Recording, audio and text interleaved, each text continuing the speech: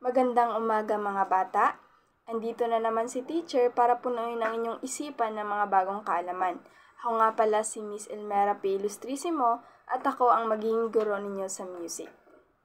Sa araw na ito, pag-aaralan natin ang tungkol sa pangunahing konsepto ng dynamics. Anong parte ng ating katawan ang nakakarinig? Tama, ang ating tenga. Ang ating tenga ay ginagamit upang makarinig ng iba't ibang mga tunog. Ang mga tunog na ating naririnig sa paligid ay nagmumula sa tao, sasakyan, bagay, sa ating kalikasan at galing sa mga hayop. Ngayon, may ipaparinig ako sa inyo ng iba't ibang klase ng tunog. Sasabihin nyo lang kung ito ba ay malakas o mahina. Naiintindihan po ba? Magaling. Una, pagsigaw. Tama. Malakas. Pangalawa, kulog.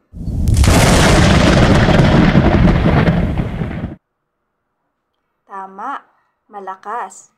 Pangatlo, pagbulong. Tama, mahina. Pang-apat, huni ng ibon.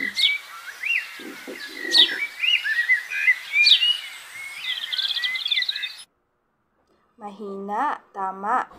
Panglima, tunog ng orasan.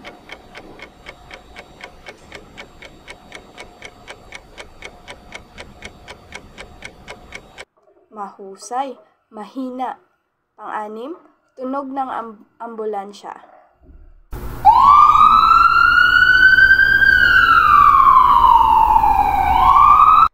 Tama, malakas. Pang-pito, tunog na nagmumula sa baka.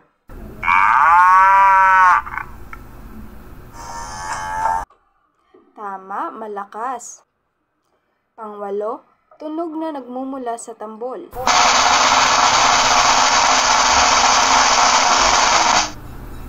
Malakas, mahusay. Pang-siyam, palakpakan.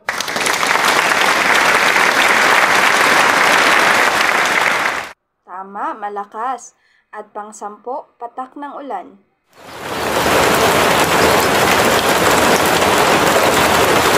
Mahina, tama. Ang tawag sa lakas at hina ng tunog ay tinatawag na dynamics. Ano nga ulit ang tawag sa lakas at hina ng tunog? Tama, dynamics. Ngayon, kakanta tayo ng isang awitin na mayroong mahinang tunog. Sabayan ninyo ako, naiintindihan po ba? Magaling. Dum, dum, tahan na bunso. Dum, dum, tahan na bunso. Tulog na, o aking bunso. Tulog na, dito na si nanay. Dum, dum, tahan na bunso. Dum, dum, tahan na bunso. Tulog na, o aking bunso. Tulog na, dito na si nanay.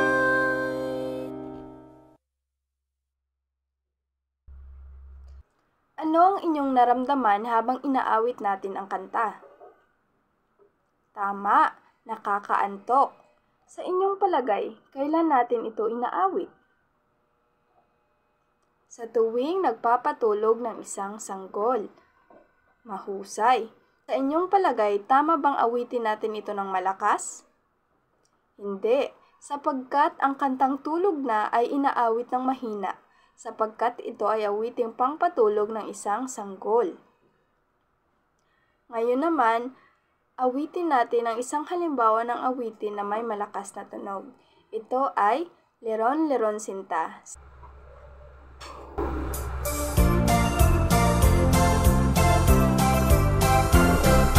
Leron Leron Sinta, buko ng papaya, dala-dalay buslo, sisidlan ng bunga, Pagdating sa dulo, nabali ang sanga, kapos kapalaran, humanap ng iba.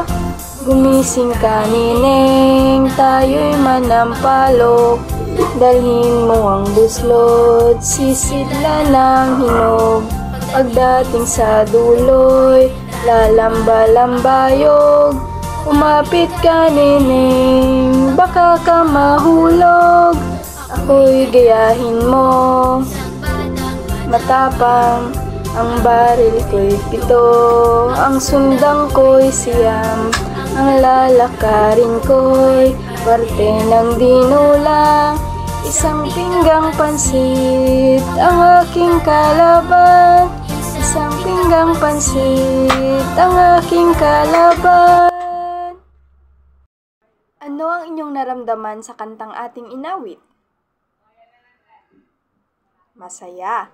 Sa inyong palagay, tama bang awitin natin ito ng mahina? Hindi, dahil ang awiting Leron-Leron Sinta ay naawit ng malakas. Gumagamit ang musika ng malakas at mahinang tunog upang maipahayag ang iba't ibang kaisipang pangmusika o damdamin. Tandaan mga bata na ang lakas at hina ng tunog ay tinatawag na dynamics. Ang dynamics ang nagpapalinaw sa mga tagapakinig ng damdamin at layunin ng musika. May natutunan ba kayo ngayong araw mga bata?